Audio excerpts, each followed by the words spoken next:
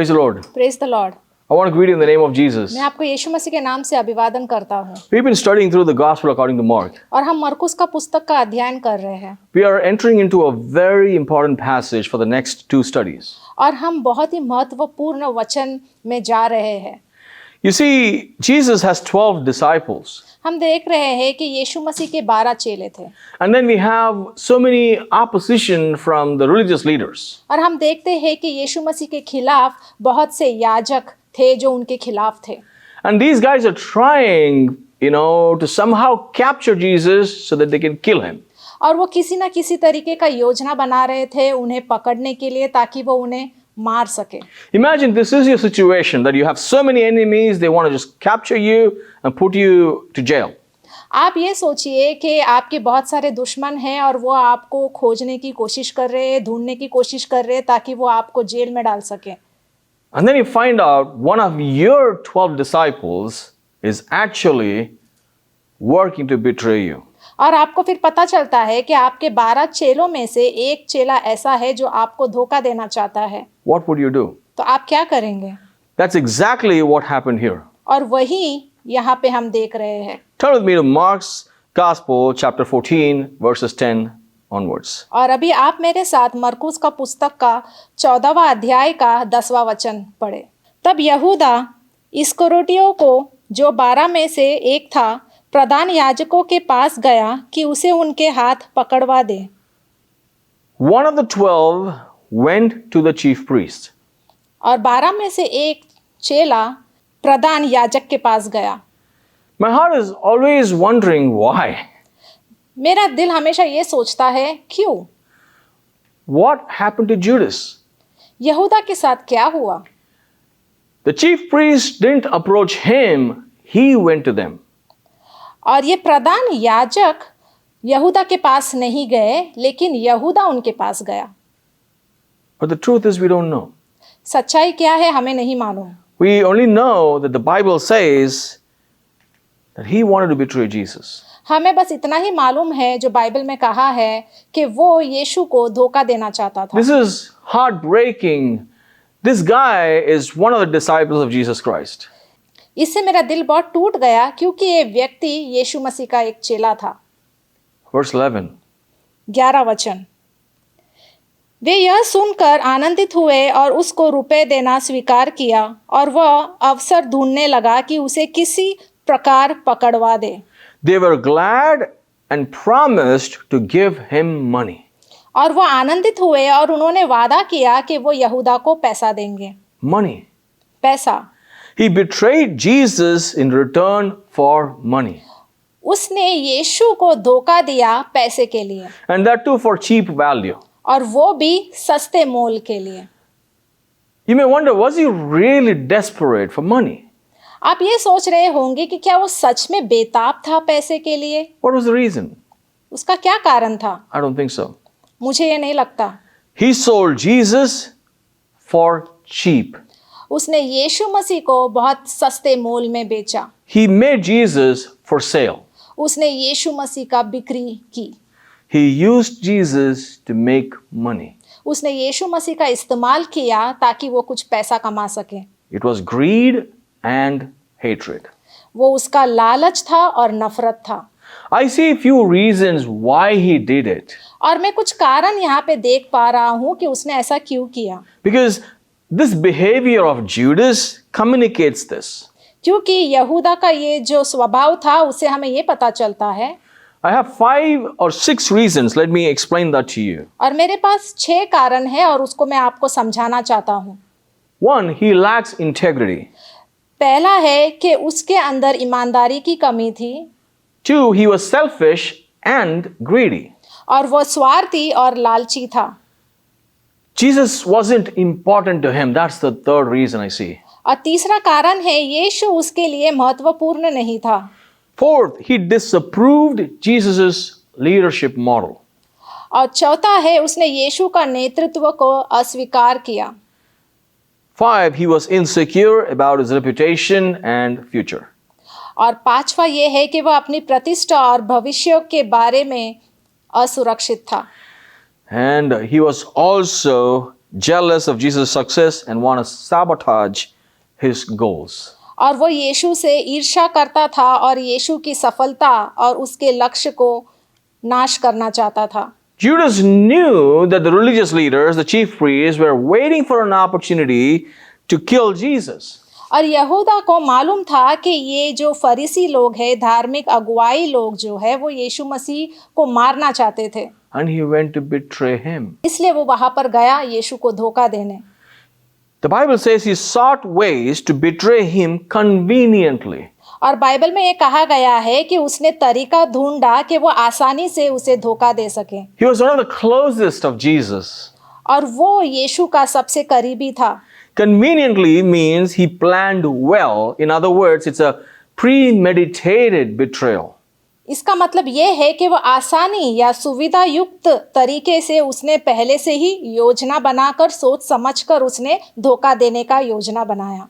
Probably he decided the Pharisees were right, the priests were winning, and the scribes know better than Jesus.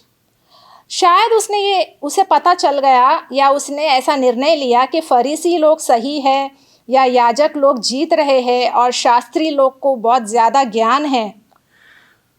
It could be anything. ये कुछ भी हो सकता है। It could be also hunger for importance. हो सकता है कि उसे महत्वपूर्ण स्थान पाने की भूख थी। Maybe he felt lack of power being one among the 12 in front of Jesus. या फिर उसे ऐसा लगा कि उसके पास वो अधिकार नहीं है। But if you wonder, an enemy cannot betray us. अगर आप ये सोचेंगे तो दुश्मन ऐसा हमें धोखा नहीं देता। Only a friend can betray us. सिर्फ एक दोस्त हमें धोखा दे सकता है। Because we open our life and our heart to them. क्योंकि हम अपने पूरे जीवन का खुली किताब उनके सामने रख देते हैं।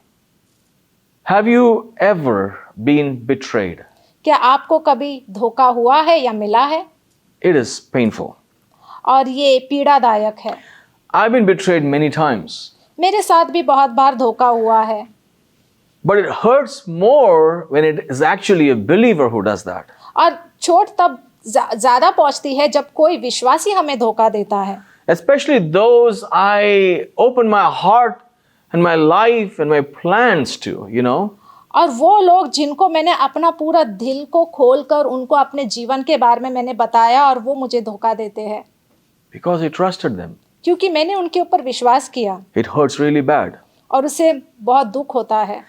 See, betrayal causes grief and pain, but it's still something I believe we all go through.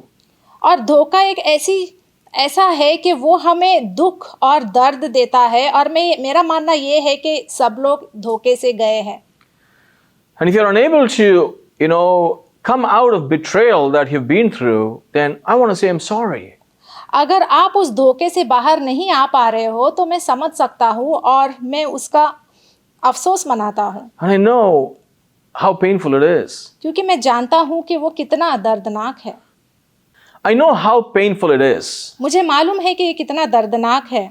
But you can overcome it or even confront it. But इस पर आप काबू पा सकते हैं और सामना कर सकते हैं। I have a couple of encouragements for you, maybe 2 or 3 points I want मैं to. आपको प्रेरित करना चाहता हूँ 2 और 3 बिंदुओं में। First, I would say is pray and ask the Lord in those areas where you're hurt and you're not able to trust anybody. और मैं ये कहूँगा कि आप प्रार्थना करें और परमेश्वर से पूछें कि अगर आपको कहीं पे दुख है या दर्द है तो आप परमेश्वर से का प्रार्थना करें। Because He understands and He has gone through betrayal. क्योंकि वो हमें समझते हैं, क्योंकि वो खुद धोखा से गुजरे हैं।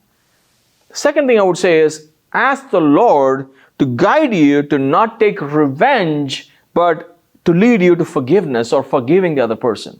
और परमेश्वर से पूछे कि वो आपको सही रास्ता दिखाए ताकि आप किसी के साथ बदला ना ले, लेकिन आप उन्हें माफ़ी दें। And try to ask the Lord for wisdom in a way that you don't go through betrayal again, and from this situation you understand how to avoid it happening next time. और ये भी आप प्रार्थना करें कि जैसे आपको पहले धोखा मिला है वैसा धोखा आपके साथ फिर से ना हो, तो इसके लिए परमेश्वर से ज्ञान और बुद्धि मांगे कि आप वापस से उस तरीके का धोखा में न जाए। And another thing I would say is don't open your heart and life, your goals and accomplishments to desires to everyone. और मैं ये भी कहूँगा कि आप आपके दिल को, आपके जीवन को, आपके लक्ष्य और सफलता के बारे में सबको ना बताएं। That being said, I have two questions. ये बोलने के बाद मेरे पास 2 सवाल है। Have you betrayed anyone? क्या आपने किसी को धोखा दिया है? It's possible, right? हो सकता है। If so, will you repent? अगर आपने किसी को धोखा दिया है तो आप पश्चाताप के लिए तैयार हैं? I would recommend go and speak to them and find a way to reconcile. मैं यही कहूँगा कि आप जाके उनसे समाधान करें। Accept your failure and start new again. आप असफलता को स्वीकार करें और नएपन से फिर से शुरुआत करें। See, if you're not going to repent, it's going to be dangerous. अगर आप पश्चाताप नहीं करेंगे तो आपके लिए ये खतरनाक हो सकता है। Because what you will get by betraying somebody is a small success, and you may get away with hiding your weakness, or your motives, but you will fail big time in the eyes of the Lord. हो सकता है कि आपने किसी को धोखा दिया है और इससे आपको छोटा सा सफलता मिला भी होगा और आपका योजना, आपका उद्देश्य को आपने पूरा किया होगा, लेकिन ये करने से आप परमेश्वर के आंखों में असफल हो गए हो। Because if you don't repent and reconcile, your end will be shameful. क्योंकि अगर आपने पश्चाताप नहीं किया, उनके साथ समाधान नहीं किया, तो आपका अंत शर्मनाक हो सकता है। Because such people who betray others always are surrounded by other betrayers. क्योंकि ऐसे लोग जिसने दूसरों को धोखा दिया है, वो लोग भी ऐसे लोगों के साथ है जो उन्हें धोखा दे सकते हैं। Look at Jesus and look at the chief priest or the priest. आप यहूदा को देखें और वो याजक को देखें। They are all conspiring to kill Jesus, the Son of God. और वो लोग सब योजना बना रहे हैं कि वो यीशु को कैसे मारें। Look what seeking importance, can produce. आप देखें यहाँ पे कि उन्हें महत्वपूर्ण स्थान चाहिए था और इसके कारण क्या हो सकता है। Look what Satan has brought forth out of the heart of a disciple of Jesus Christ. और आप देख सकते हैं कि शैतान ने कैसे उनका दिल का इस्तेमाल करके उनको गुमराह किया है। So are you looking for importance? तो क्या आप महत्वपूर्ण स्थान पाने की तलाश में हो? Are you a person who seek to be in higher positions? क्या आपको ऊंचे पदों पर रहना पसंद है? Then beware. तो आप सावधान रहें। I want you to read verse 18 as well. मैं वचन 18 को भी पढ़ना चाहूँगा। जब वे बैठे भोजन कर रहे थे तो यीशु ने कहा, मैं तुमसे सच कहता हूँ कि तुम में से एक जो मेरे साथ भोजन कर रहा है मुझे पकड़वाएगा। Jesus said, one who eats with me will betray me. और यीशु ने कहा, जो मेरे साथ बैठकर भोजन कर रहा है वो मुझे धोखा देगा। Jesus knew that Judas is going to betray Jesus. और यीशु को मालूम था कि यहूदा उसे धोखा देने वाले हैं। And Judas is an insider, one of his closest friends. और यहूदा यीशु मसीह का बहुत ही अच्छा दोस्त था और वो अंदरूनी सूत्र जानता था। Jesus, even after knowing this, still let him continue to be with him. और यीशु मसीह को ये सब कुछ मालूम था, लेकिन जानते हुए भी उसने यहूदा को अपने साथ रखा। Listen carefully. ध्यान से सुने। Judas is no different than any of us. और यहूदा और हमारे बीच में कोई भी अंतर या फर्क नहीं है। Let's be honest to ourselves. हमें खुद से सच बोलना चाहिए। We are all capable of doing what Judas did. और हम सब भी वो कर सकते हैं जो यहूदा ने किया। Betraying others.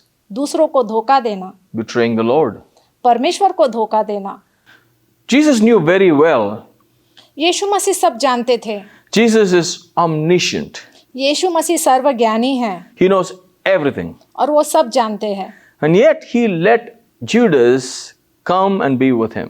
और फिर भी उसने यहूदा को उनके साथ आने दिया। He says, truly I say to you, one of you will betray me, one who is eating with me. और यहाँ पे उन्होंने ये कहा है कि मैं तुमसे सच कहता हूँ कि तुम में से एक जो मेरे साथ भोजन कर रहा है मुझे पकड़वाएगा। In fact, this is an opportunity for Judas to repent. और यहाँ पे यहूदा को एक अवसर मिला कि वो पश्चाताप कर सकता था। You know, some people say that Judas was really trying to, fulfill Jesus' plan, God's plan, by just betraying him. और कुछ लोग ये भी कहते हैं कि शायद यहूदा जो है वो यीशु मसीह का योजना को पूरी करने आया था। I don't think Judas is trying to help Jesus fulfill his mission. और मैं ये नहीं मानता कि यहूदा वहाँ पे यीशु मसीह का मदद करने आया कि वो उनकी योजनाओं को सफल कर सके। I don't see it that way. और मैं इसे इस तरीके से नहीं देखता। Because it's very clear Judas wanted to betray Jesus. क्योंकि यहाँ पे साफ साफ हमें पता चलता है कि यहूदा को यीशु को धोखा देना था। He chose to betray Jesus. और उसने ये चुना कि वो यीशु को धोखा देना चाहता था। One of the reasons could be that, he felt let down by Jesus. ये कारण ये भी हो सकता है कि शायद यीशु ने उसे निराश किया हो। It's possible that Jesus rebuked him for his comments about, spending money or spending, expensive things for Jesus. हो सकता है कि यीशु ने कहीं ना कहीं यहूदा को डांटा होगा कि तुम पैसे के बारे में क्यों बात कर रहे हो उसके बारे में, या फिर यहूदा ने यीशु को कहा कि हम इतना पैसा क्यों खर्च कर रहे हैं, ये बहुत महंगा है, तो शायद उसे अच्छा नहीं लगा होगा। People sometimes feel let down by others and they take offense out of it. और कभी-कभी जब लोगों को कभी ऐसा है कि कभी वो निराश हो जाते हैं या किसी ने उन्हें धोखा दिया है या उन्हें नीचे गिराया है तो वो बदला लेने जाते हैं। It's one of the thoughts, this kind of thoughts really make friends separate, relationships separated. और इस कारण ये होता है कि बहुत से दोस्त अलग हो जाते हैं।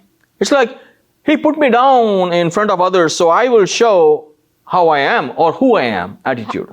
उसने मुझे नीचे गिराया तो अभी मैं दिखाऊंगा कि मैं कौन हूं, ऐसा स्वभाव में वो आ जाते हैं। Probably we all have taken up this attitude sometime, as a virtue also. और कहीं ना कहीं ऐसा स्वभाव को हमने भी ग्रहण किया है और हम भी ऐसा बर्ताव करते हैं। But Jesus treated Judas no differently. He treated him the same way as he treated the other disciples. लेकिन यीशु ने यहूदा को जैसे उन्होंने दूसरों के साथ बर्ताव किया, अपने चेलों के साथ बर्ताव किया, वैसा ही बर्ताव उन्होंने यहूदा के साथ भी किया। Look at his love. उनके प्रेम को देखो। He didn't exclude him from the feast. उन्होंने उसे त्योहार में से उन्हें आने से इनकार नहीं किया। We have to learn that. और ये हमें भी सीखना चाहिए। If people are constantly betraying us and letting us down, we have to learn from Jesus to have this love for our enemies. और जब लोग हमें धोखा देते हैं या हमें नीचे गिराते हैं तो हमें यीशु मसीह से सीखना चाहिए कि हमें कैसे अपने दुश्मनों से प्रेम करना है।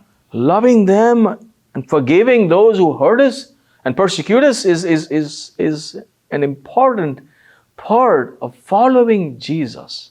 और जो हमें धोखा देते हैं, जो हमें दुख देते हैं, उनसे प्रेम करना ये ऐसा है कि हम यीशु मसीह के पीछे चल रहे हैं। We could betray Jesus too, हम भी यीशु मसीह को धोखा दे सकते हैं। Or we may be already, we are already, और हो सकता है कि हम उन्हें धोखा दे रहे हैं। It's a moment of reality check. और ये ऐसा समय है जहाँ पे हम इस सच्चाई के बारे में हमें जानना चाहिए। I have some questions to ponder. Please ask these questions to yourself with me. और मेरे पास कुछ सवाल है, ये सवाल आप अपने आप से पूछे, विचार करें। Where are we in our discipleship with Jesus Christ right now? और अभी हम शिष्यता में यीशु मसीह में कहाँ है? Does the change that Christ is bringing in your life making you happy? और जो बदलाव हमारे जीवन में आ रहा है, जो यीशु मसीह ने लाया है, क्या हम उससे खुश हैं? Are you in true submission to the Lord? और क्या हम यीशु मसीह के ऊपर निर्भर हैं? Do you like the world and the success, fame and money it offers more than what the kingdom of God has offered you? क्या आपको ये दुनिया का सफलता, ये नाम, ये पैसा जो आपको मिला है, क्या आपको उससे ज़्यादा प्रेम है परमेश्वर के राज्य से ज़्यादा? Do you think the unbelievers are having a better life and a nice life than you? क्या आपको ऐसा लगता है जो अविश्वासी लोग हैं उनका जीवन मेरे से अच्छा है? Are you making money using Jesus? That's also a question you need to ask yourself. और आपको ये भी सवाल अपने आप से पूछना है कि आप क्या यीशु मसीह का इस्तेमाल करके पैसा कमा रहे हो? Do you trade Jesus off for cheap worldly things? और क्या आप यीशु का सौदा करके ये सांसारिक चीज़ों के पीछे पड़े हो? Think about it. इसके बारे में आप सोचें, Because we all know how it hurts to be betrayed. क्योंकि हम सब जानते हैं कि कितना दुख होता है जब कोई हमें धोखा देता है। We better not betray our Lord and Savior. और हमें अपने परमेश्वर को धोखा नहीं देना है, It's not worth it. क्योंकि ये लायक नहीं है। It's like trading your greatest treasure that you've received in this world for short-term pleasure is foolish. ये ऐसा है कि संसार का सुख और अल्पवादी सुख के लिए परमेश्वर के राज्य का सौदा करना एक मूर्खता है। Don't be foolish. तो इसलिए आप मूर्ख ना बने। See, Judas treated Jesus' life to be nothing compared, to the woman who considered everything she had to be nothing in comparison to Jesus. अगर हम देखेंगे तो यहूदा ने यीशु मसीह के पूरे जीवन को कुछ नहीं समझा। अगर हम उस स्त्री का तुलना करें जो उसके पास सब कुछ था लेकिन यीशु के तुलना में कुछ भी नहीं था। Let's not treat Jesus in a cheap way. इसलिए हमें यीशु मसीह को एक सस्ते तरीके से नहीं देखना है। If you're wandering in the world full of pleasure and sin right now, I want to ask you to just turn your heart back to God. अगर आप अभी भी दुनिया में भटके हो और दुनिया के आनंद में भटके हो और आप पाप में जी रहे हो, दुगला जीवन जी रहे हो, तो आपको देखना है। Please take a moment and think. आप कुछ समय निकालें और इसके बारे में विचार करें। Does it give you peace? क्या इससे आपको शांति मिलती है? Does it give you the joy inside your heart? क्या आपको इससे आनंद मिलता है? Does it give you the hope for the future? क्या इससे आपको आपका भविष्य में आशा मिलती है? Don't reject the unconditional love from the Lord and complain about rejection and the pain of rejection. आपको परमेश्वर ने बिना शर्त का प्रेम किया है, तो इसलिए आप शिकायत ना करें कि आपको कितना नकारा गया है। उस दर्द के बारे में आप शिकायत ना करें। Understand this. इसके बारे में आप समझें। The Lord hasn't stopped loving you. परमेश्वर ने आपको प्रेम करना नहीं छोड़ा। He wants you back. वो आपको चाहते हैं। He loves you. वो आपसे प्रेम करते हैं। He cares for you. वो आपकी परवाह करते हैं। It's time you turn back your heart to Jesus. और अभी समय आ गया है कि आप परमेश्वर के पास वापस जाए, अपने दिल को उनके हाथ में सौंपें। It's time to give back Jesus the importance. और अभी समय आ गया है कि आप यीशु मसीह को वो महत्वपूर्ण स्थान दें। It's time to give Jesus the most important or the highest value than anything else that is in your life. और अभी समय आ गया है कि आप यीशु मसीह को वो मोल दें और आपके जीवन से भी ऊपर स्थान उन्हें दें। Will you? क्या आप देंगे? Let's pray. हम प्रार्थना करेंगे।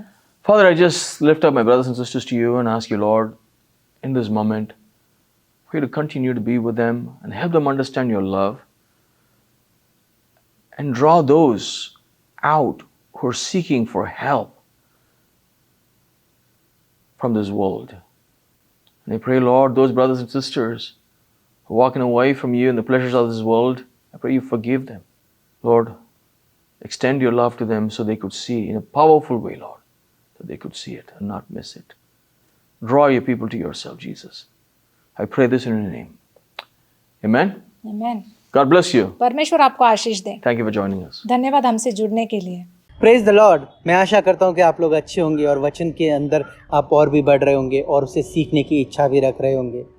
लेकिन मैं आपको एक और बात बता देना चाहता हूँ, अगर आप इस वचन को और भी गहराई से समझना चाहते हैं और खुद पढ़ना चाहते हैं तो मैं आपको बता दूँ कि हमारा एक ऑनलाइन सेमिनार होने वाला है। और अगर आप पास्टर जोस के सिखाने के तरीके से आकर्षित हुए हैं तो मैं आपको न्योता देता हूं कि आप दिए गए नंबर पर कॉल कीजिए या फिर व्हाट्सएप कीजिए। हम आपको एक लिंक देंगे, आप उस फॉर्म को फिल कीजिए और जैसे भी डेट होगा सेमिनार का आपको बता दिया जाएगा।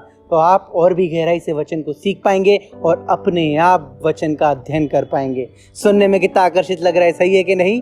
तो आप बिल्कुल वेट मत कीजिए, कॉल कीजिए, हमें व्हाट्सएप कीजिए और जल्द से जल्द रजिस्ट्रेशन कीजिए। और परमेश्वर आपको जो सिखाना चाहता है उसके लिए देरी मत कीजिए।